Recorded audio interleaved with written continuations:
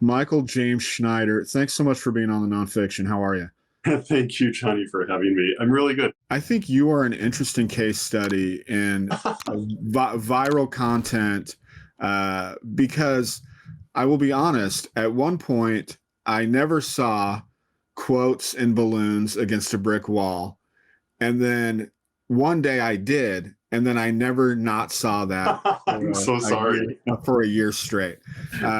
So tell me a little bit about where that idea came from. And so a few years ago, I started doing the balloons, and it wasn't. It was original content, believe it or not. And it was the caption was "Do what scares you the most," and it was spelled DOO. And the piece was it spelled out "I just pooped at work."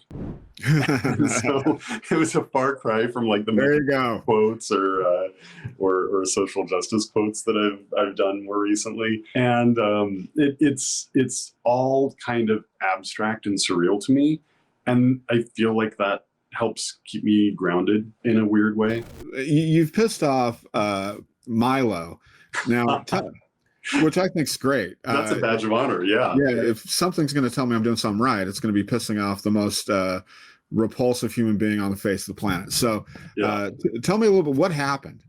So that was hilarious, and remains hilarious as I like set my new alarm system when I leave my house and like make sure nobody's breaking in and Not exactly. thanks to the FBI. Yeah, laughing through the tears, and the death threats. No, but I had this idea.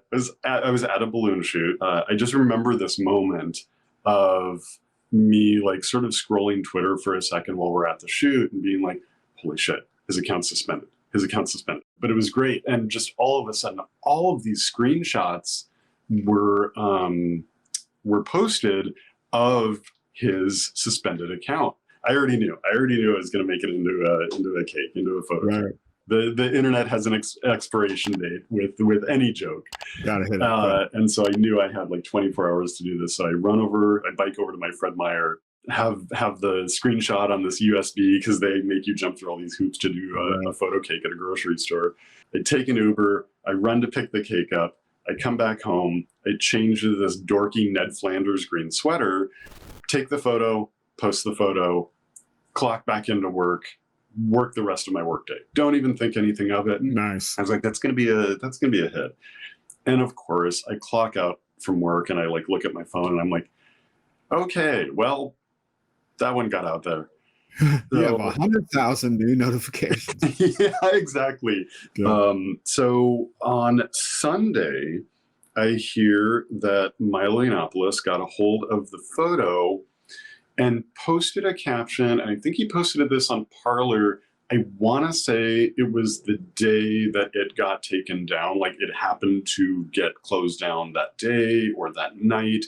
And he posted on Parler during that day, and I think it got reposted on Reddit and everywhere else, of my photo with my face and my name on it. And the next morning, I wake up to death threats, like texted me and left voicemails for me, really, really harassing, and death threats and people implying that they knew where I lived. And it seemed to mostly be these like QAnon dipshits. And I called, my same boss, and I was like, I have to take the day off work and manage this. Gonna take some PTO. Yes, exactly. And luckily I had the next 2 days after that off, that Tuesday and Wednesday, but I took that Monday off, and reporting a social media post to the FBI, never heard back from them. Thanks. Oh, well, thank you. Your tax dollars at work. There's something crazy to the fact of I made a cake and now I have to call the FBI. Yeah. I want to spell that in balloons. I missed my opportunity. Yeah, that's a weird thing. That's a weird 24 hours.